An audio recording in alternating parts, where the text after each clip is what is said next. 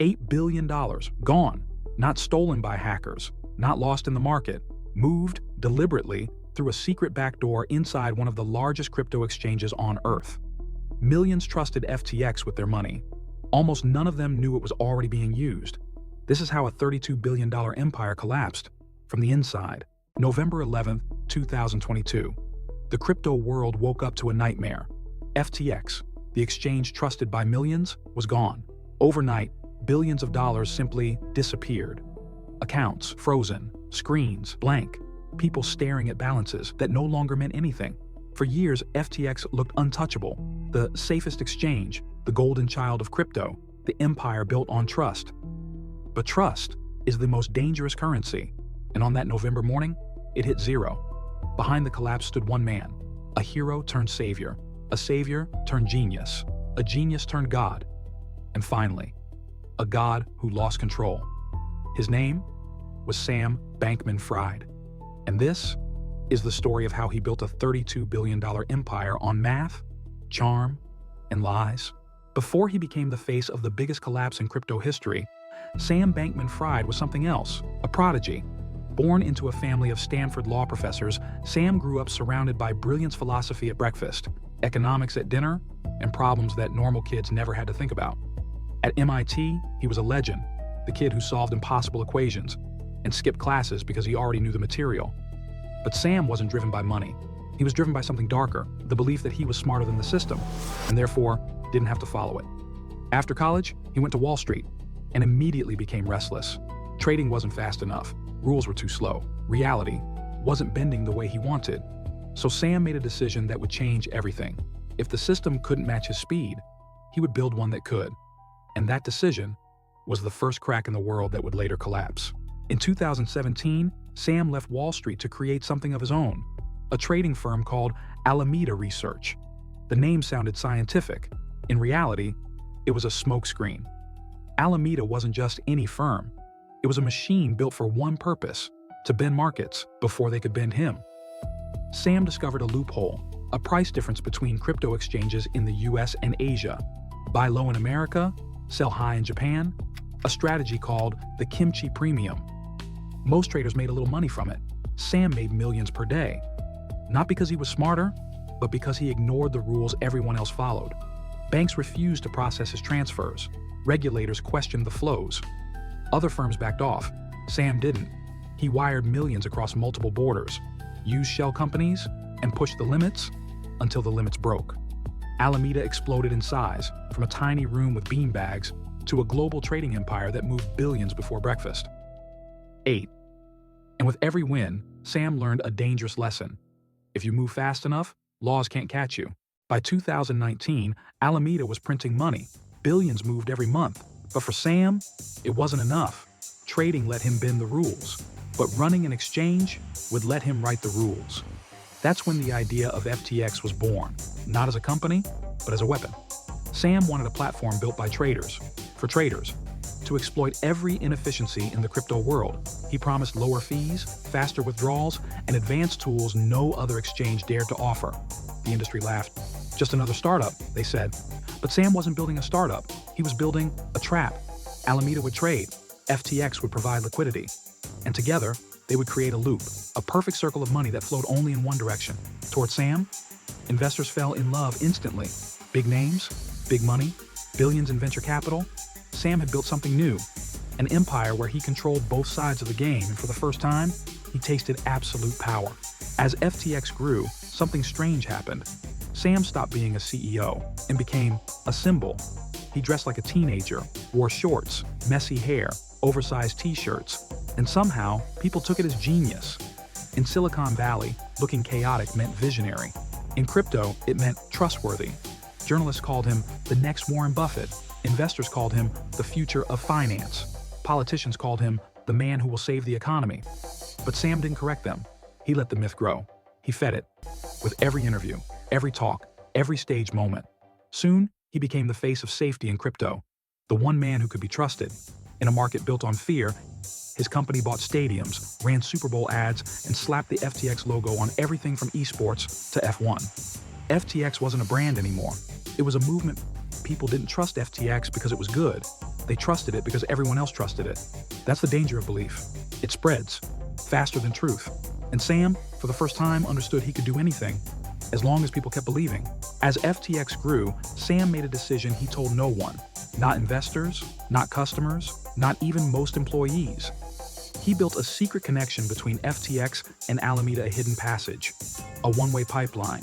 Whenever Alameda needed money, FTX would lend it, not from profits, not from revenue, but from customer deposits, billions of dollars, quietly siphoned out of user accounts, into Sam's private trading empire. It was the ultimate betrayal. Exchanges are supposed to be vaults. FTX became a vacuum. Alameda started losing money. Bad bets, risky trades, arrogance disguised as confidence. But Sam kept refilling the hole with other people's life savings. On paper, everything looked perfect. In reality, Alameda was drowning. And Sam used FTX as the oxygen tank. No risk controls, no oversight, no rules. Just one man, moving billions, with a few keystrokes in the middle of the night. Every empire falls the same way, not with one mistake, but with a secret that grows too big to hide, and Sam's secret was now worth more than his entire company.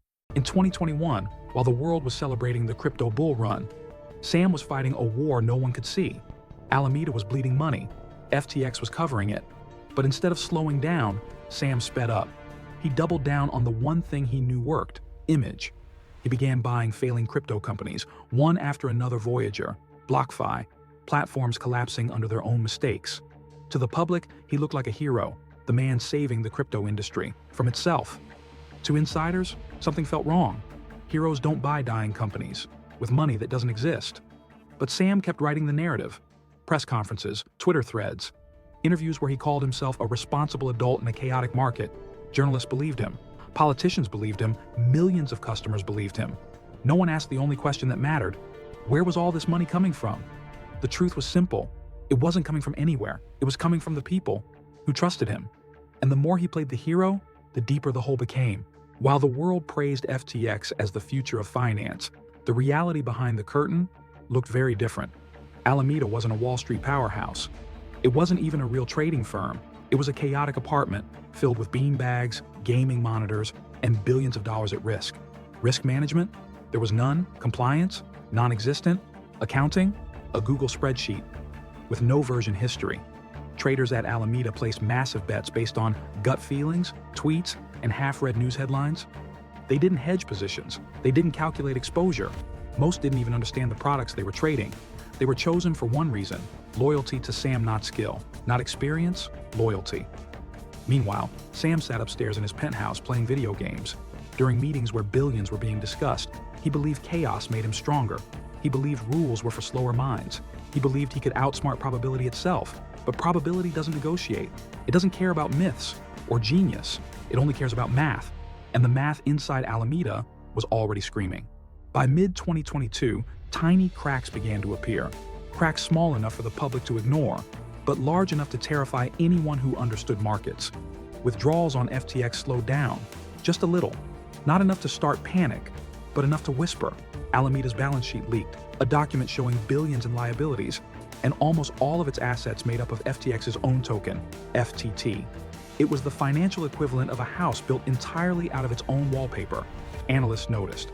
Competitors noticed. But Sam dismissed everything with a smile. Alameda is fine. FTX is fine. Assets are robust. The crypto world wanted to believe him, because if FTX was in trouble, everyone was. But one man wasn't convinced. The CEO of Binance, Changpeng Zhao, saw the numbers. He saw the red flags, and he knew what was coming. Quietly, he began preparing for impact. He tweeted nothing, said nothing, but he waited. Because when markets are built on secrets, all it takes is one spark. And that spark was closer than anyone knew. On November 6, 2022, the spark finally hit the fuse. Changpeng Zhao, CEO of Binance, posted a single tweet. Due to recent revelations, we will liquidate all remaining FTT on our books. 4 lines, 17 words, and they shook the entire crypto world. Within minutes, FTT, the token propping up Alameda, collapsed. Price down 10%, 20%, 35%. Traders panicked. Withdrawals flooded in.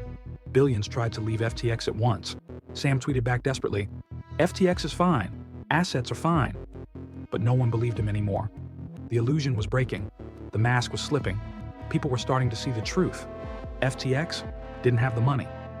Inside the company, chaos erupted, Slack messages exploded. Employees ran numbers that made no sense. Alameda demanded more funds that didn't exist. Overnight, FTX went from industry leader to bank run in progress. And all it took was one tweet. Within hours, FTX turned into a battlefield. Withdrawals skyrocketed from millions to billions.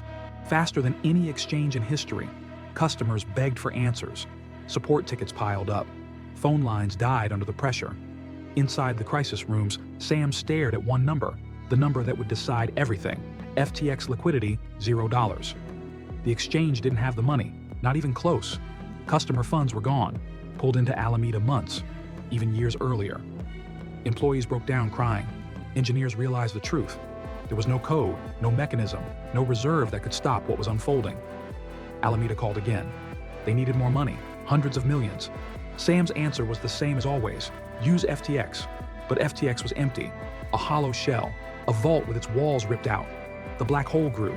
Every withdrawal made it deeper. Every second made it wider. And for the first time, Sam felt something he had never felt before: fear. The empire he built on trust was collapsing under the weight of its own lies. With FTX collapsing in real time, Sam made his final gamble. One last move that he believed could save everything. He called the one man he never wanted to call, Changpeng Zhao, the same man whose tweet lit the fuse. Behind closed doors, Sam begged for help. Binance was the only company in the world big enough to rescue FTX. CZ agreed publicly. He tweeted that Binance would consider acquiring FTX to help protect customers. For a moment, the world breathed again. FTT stopped falling. Markets slowed their panic. Hope returned. Fragile, flickering, false. But then Binance opened the books, and what they found was worse than anyone imagined: an $8 billion hole. Fake balance sheets, hidden liabilities, loans tied to FTT, a token collapsing by the second. This wasn't a company in trouble. It was a corpse, propped up by lies, and moving only because no one had checked the pulse. Binance walked away. The deal was dead. And with it, so was FTX. In less than 24 hours, Sam went from crypto savior to the man no one could save. The day after Binance walked away, the truth could no longer hide. Not behind spreadsheets, not behind interviews, not behind Sam's smile. FTX halted withdrawals completely. Millions of users were locked out of their accounts, savings, salaries, life funds, trapped inside a sinking ship. The media storm exploded. Every major outlet around the world ran the same headline: FTX collapse. Politicians demanded answers. Regulators launched investigations. Celebrities who promoted FTX deleted their tweets overnight. The illusion of trust evaporated in hours. FTX wasn't a crypto exchange anymore. It was a crime scene. Inside the penthouse, Sam paced in circles, calling lawyers, calling investors, calling anyone who might still pick up the phone. But no one could help him now. The $32 billion empire had collapsed into dust. Employees resigned en masse, servers were shut down, Slack channels fell silent, and then came the final blow. FTX filed for bankruptcy.